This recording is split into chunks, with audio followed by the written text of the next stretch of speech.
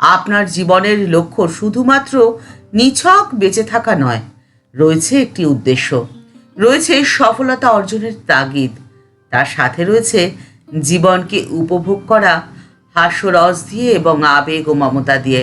জীবনে চলার পথে দুঃখ, সংঘাত, ঝড় আসবেই, কিন্তু থামলে চলবে না। আপনাকে এগিয়ে যেতে হবে। মনের মধ্যে রাখতে হবে অটল বিশ্বাস, জয় আপনারই হবে। জীবনের দুঃসময়কে অতিক্রম করার জন্যে আপনাকে স্বপ্ন দেখতে হবে। স্বপ্নকে অনুসরণ করার সঠিক সাহস রাখতে হবে, আর বেছে নিতে হবে সত্যের পথ। তাহলে দেখবেন আপনার স্বপ্ন বাস্তবে রূপান্তরিত হবেই। বাস্তব রূপ নিতে বাধ্য। জীবনে মৃত্যু তো একবার আসে, কিন্তু জীবন প্রতিদিনের জীবনকে উপভোগ করার, স্বপ্নকে বাস্তবে রূপান্তরিত করার, জীবনের দুঃসময়কে পার করার এবং সমস্ত জটিলতাকে অতিক্রম করার যে সংগ্রাম, সেই সংগ্রামের মধ্যেই তো রয়েছে জীবনের আনন্দ। সেই আনন্দকে উপভোগ করুন পূর্ণ মাত্রায়, আর জীবনকে সুন্দর করে তুলুন। এক মহামন্ত্র যা ঠাকুর শ্রী রামকৃষ্ণ পরমহংসদেব আমাদের দিয়ে গেছেন, সেই মন্ত্রে আপনি যদি নিজেকে দীক্ষিত করতে পারেন, তাহলে আপনার জীবনে খারাপ সময় যতই আসুক না কেন, সেই দুঃসময়কে আপনি সুসময় পরিবর্তিত করে দিতে পারবেন খুব সহজে। জীবনে দুঃসময় তো আসবেই, এ অবধারিত সত্য, কিন্তু সেই দুঃসময়ে আমরা সাধারণত ভীত হয়ে পড়ি, দুর্বল হয়ে পড়ি, আতঙ্কিত হয়ে পড়ি। সেই দুঃসময়কে পার করার জন্যে প্রয়োজন মনের মধ্যে অফুরন্ত শক্তি, পজিটিভিটি। দুঃসময় বা খারাপ সময় কিভাবে সেই পজিটিভিটিকে ধরে রাখা যায়, দুঃসময়কে সুসময় পরিবর্তিত করার জন্যে যে কর্মের প্রয়োজন, কিভাবে মনকে শক্ত রেখে সেই কর্ম করা যায়, সেই পথের সন্ধানই দিয়েছেন ঠাকুর। আজকের পর্বে সেই মহামন্ত্রই আপনাদের সাথে শেয়ার করে নিলাম, তাই ভিডিওর শেষ পর্যন্ত থাকার অনুরোধ রইল। সময়টা 1884 সাল 26শে সেপ্টেম্বর। ঠাকুর এসেছেন সাধারণ ব্রাহ্ম সমাজে। কথা হচ্ছে বিজয়কৃষ্ণ গোস্বামীর সাথে। ঠাকুর বললেন, যে অনেক দিন ঈশ্বর চিন্তা করে তার ভেতরে সার আছে গো, তার ভেতরে ঈশ্বরের শক্তি রয়েছে।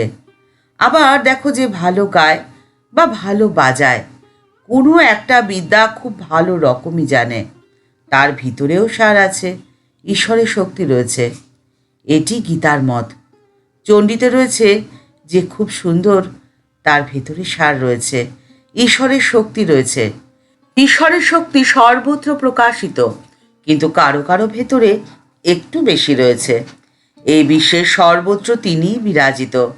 সৃষ্টির সমস্ত কিছুতেই শ্রী ভগবানের মহিমা রয়েছে, সবখানে তাঁরই বিভূতি। তার বিভূতি যে অনন্ত, এ বলে শেষ করা যায় না। যারা উপলব্ধি করতে পারেন, উপলব্ধিবান পুরুষেরা নিজের জীবনে তা উপলব্ধি করতে পারেন। ঠাকুর একভাবে বলে চলেছেন। ঠাকুর বলছেন, তিনি যে আদিহীন, জন্মরহিত এবং সর্বলোকের মহেশ্বর। জীবের সমস্ত জ্ঞান, বুদ্ধি, সুখ, দুঃখ, ভয়, অভয় নিজের কর্ম অনুযায়ী শ্রী ভগবান থেকেই তো উদ্ভূত হয়েছে। ভগবান সর্বভূতের অন্তরের আত্মা, ভূতদের আদি, মধ্য এবং অন্ত তাঁতেই যে মিশে রয়েছে। সেই জন্য তিনি হলেন অন্তরে ধ্যানের বিষয়। তাই জন্যে মনকে অন্তর্মুখী করা যে একান্ত দরকার। মনকে অন্তর্মুখী করার অভ্যেস আমাদের নেই। মন বাইরের জগতে ঘুরে বেড়াতে বেশি পছন্দ করে, কারণ এটা তার বহু জন্মের অভ্যেস। সেই অভ্যেসকে পরিবর্তন করা এত সহজ নয়। এর জন্য প্রয়োজন ধ্যানের। ধ্যান, ভজন, কীর্তন, এর মধ্যে দিয়ে ধীরে ধীরে মন অন্তর্মুখী হবে।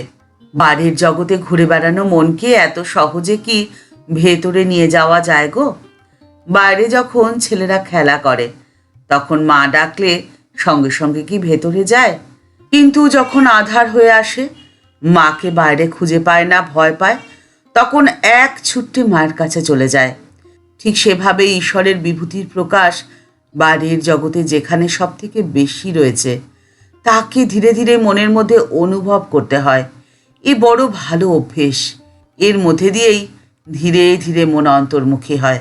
ঠাকুর বলছেন যে এই সংসারে যা কিছুর মধ্যে ঐশ্বর্য রয়েছে, যা কিছুর মধ্যে সৌন্দর্য রয়েছে এবং যা দেখলে মনের মধ্যে উৎসাহ হয়, সেখানেই ভগবানের শক্তির প্রকাশ সব থেকে বেশি।